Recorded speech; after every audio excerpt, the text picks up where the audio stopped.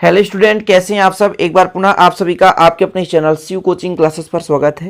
Class 12 physics NCERT chapter 4 में बायोसेवर्ट का नियम आज हम चर्चा करेंगे। इसको आपको अच्छे से समझना है क्योंकि कई सारे व्यंजक हैं जो कि बायोसेवर्ट के नियम पर आधारित होते हैं, ठीक है ना। तो बायोसेवर्ट का नियम जो है 1820 में दो फ्रांसीसी वैज्ञानिक है ना, दोनों भौतिकविद हैं जो कि मिलकर के इस नियम का प्रतिपादन किए। तो इनके नाम पर ही इनका नियम दिया गया, जिनका नाम था जीन बायो बैप्टिस्ट और एक का नाम था फेलिक्स सेवर्ट। तो इन दोनों के नाम के आधार पर ही बायो सेवर्ट दिया गया, क्योंकि एक का नाम था जीन बायो बैप्टिस्ट, तो बायो शब्द जीन बायो बैप्टिस्ट से लिया गया और जो सेवर्ट शब्द है तो फेलिक्स सेवर्ट से लिया गया। तो दो भौतिकविद थे जिन्होंने एक नियम दिया जिसे हम बायो सेवर्ट का नियम कहते हैं। अब ये थोड़ा सा बेसिक चीज़ था इसलिए हम इसको बता दिए, लेकिन आपको मेन रूप से इसका नियम समझना, ठीक है। तो सबसे पहले आप डायग्राम समझिए कि एक पहले आपने यहाँ पर देखा एक्स और वाई। एक्स वाई ये दिख रहा जो एक चालक तार है, ठीक है, या चालक है जिसमें से विद्युत धारा प्रवाहित हो रहा है। इसमें आई धारा प्रवाहित हो रहा है, यहाँ पर देखिए आई धारा। तो इस चालक तार पे या चालक पर आई धारा प्रवाहित हो रहा है। तो इस चालक पर हम एक अल्पांश की कल्पना करते हैं या मानते हैं कि एक अल्पांश है डीएल। छोटा भी मान सकते हैं यहाँ से यहाँ तक, तो एक अल्पांश हम कितना मान सकते हैं डीएल। तो ये जो आपको दिख रहा है ये अल्पांश है, इसको हम ए बी कह सकते हैं ना, कि ए और बी, ए बी के बीच एक अल्पांश है, या बी सी सी डी कुछ भी कर सकते हैं। तो मान के चलते हैं कि ए बी एक अल्पांश है जिसकी लंबाई कितनी है डीएल है। यहाँ पर थीटा कोण बनाते हुए आर दूरी पर एक बिंदु पी है, ठीक है ना, जिस पर हम चुंबकीय क्षेत्र के बारे में गणना करेंगे कि बिंदु पी पर कितनी तीव्रता है, ठीक है। चुंबकीय क्षेत्र की तीव्रता की बात करें, विद्युत क्षेत्र नहीं। अब आप चुंबकीय क्षेत्र पढ़ोगे चैप्टर 4 में, पूरा चुंबकीय क्षेत्र, क्लियर। तो यहाँ पर लिखा गया माना एक्स वाई एक चालक है, एक्स वाई एक चालक है जिसमें आई धारा प्रवाहित हो रही है। इस चालक के एक अति अल्प अवयव की लंबाई यहाँ पर डीएल है, यहाँ से यहाँ तक इस चालक के एक अति अल्प अवयव की लंबाई डीएल है, मतलब एक अल्पांश है ए बी जिसकी लंबाई डीएल है, ठीक है ना। इस अल्पांश के कारण बिंदु P पर उत्पन्न होने वाली जो तीव्रता है तो कितने कारकों पर, चार कारकों पर डिपेंड करती है। उत्पन्न होने वाली विद्युत क्षेत्र की जो तीव्रता है इस अल्पांश मतलब ए बी अल्पांश के कारण जो डीएल है, तो इस डीएल अल्पांश के कारण बिंदु P पर जो विद्युत क्षेत्र की तीव्रता है चार कारकों पर डिपेंड करेगा।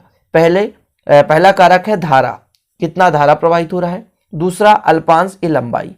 तीसरा बीच के कोण के जाके है ना और समानुपाती होता है। और चौथा है कितना दूरी है। तो क्रम बाय क्रम लिखते चलते हैं, ठीक है ना, क्योंकि आपको पूरा क्रम से लिखना है। तो बिंदु P पर जो तीव्रता है वो पहले धारा पर निर्भर करती है, मतलब चालक में प्रवाहित धारा के अनुक्रमानुपाती होती है।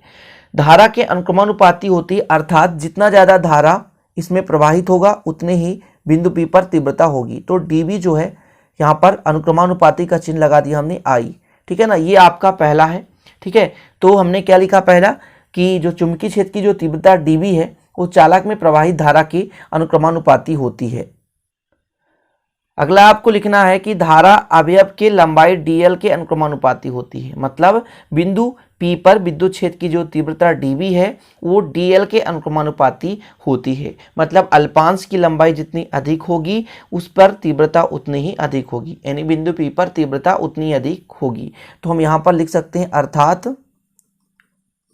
dB, ठीक है, समानुपाती किसके, डीएल के, ठीक है। तो पहला अपन ने क्या देखा कि चालक में प्रवाहित धारा आई के अनुक्रमानुपाती होती है।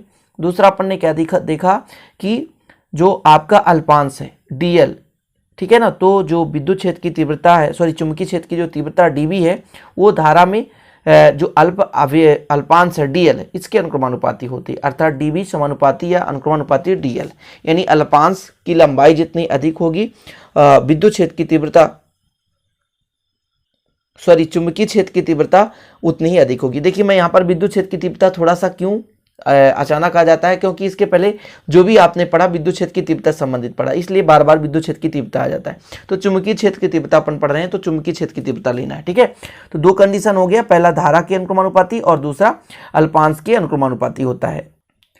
तीसरा आपको लिखना है कि साइन थीटा के अनुक्रमानुपाती होता है। बिंदु P पर जो चुंबकीय क्षेत्र की तीव्रता है वो साइन थीटा के अनुक्रमानुपाती होता है, अर्थात यहाँ पर डायरेक्ट लिखना है आपको, अर्थात dB अनुक्रमानुपाती किसके, साइन थीटा। अब ये साइन थीटा क्या है, तो यहाँ पर ध्यान दें यहाँ पर जो ये अल्पांश डीएल है, इसमें बहने वाली धारा और जो बिंदु P को मिलाने वाली रेखा, इनके बीच बनने वाले कोण के ज्या, है ना, कोण के ज्या के समानुपाती होता है। यानी बिंदु P पर चुंबकीय क्षेत्र की तीव्रता धारा और ये जो मिलाने वाली रेखा है ना, अल्पांश और बिंदु P को मिलाने वाली रेखा के बीच के जो कोण है थीटा, तो कोण के ज्या के समानुपाती, मतलब साइन थीटा क्या है, ज्या है, ठीक है ना, तो ज्या के समानुपाती होती है, जहां पर थीटा क्या है, धारा और मिलाने वाली रेखा के बीच का कोण है। यहाँ पर यही चीज लिखा गया है। तो 3 स्टेप आपने समझा। पहला जो है प्रवाहित धारा के अनुक्रमानुपाती, दूसरा अल्पांश के अनुक्रमानुपाती और तीसरा साइन थीटा के अनुक्रमानुपाती होता है। अब अगला आपको लिखना है कि धारा अवयव से बिंदु P के बीच दूरी के वर्ग के व्युत्क्रमानुपाती होती है। मतलब जो धारा है बह रहा है उससे जितना ज़्यादा दूरी होगा, है ना, उसकी तीव्रता उतनी ही कम है। व्युत्क्रमानुपाती का अर्थ होता है स्टूडेंट उल्टा, है ना, अर्थात यहाँ पर आप लिख सकते हैं कि जो dv है वो जो दूरी है, मतलब धारा जहाँ से बह रहा है उसके बीच की जो दूरी है उसके वर्ग के व्युत्क्रमानुपाती। व्युत्क्रम का मतलब होता है उल्टा, अर्थात यहाँ पर हम कह सकते हैं कि जो बिंदु P है आपका, यहाँ पर देखें जो बिंदु P है इसकी दूरी जितना हम बढ़ाते जाएंगे, दूरी बढ़ाएंगे तो तीव्रता के मान में कमी आ जाएगी, विद्युत चुंबकीय क्षेत्र की तीव्रता में कमी हो जाएगी। ठीक है, तो 4 कंडीशन, पहला जो है धारा के समानुपाती, दूसरा अल्पांश के समानुपाती, सीधा सही अनुक्रमानुपाती वही चीज है, और तीसरा है उनके बीच के कोण के ज्या के समानुपाती, और चौथा है आपका उनके बीच की दूरी के वर्ग के व्युत्क्रमानुपाती। अब इन चारों को यदि मिला दो तो देखिए 3 चीज ऊपर रहेगा और एक नीचे हो जाएगा। क्यों? क्योंकि ये व्युत्क्रम है।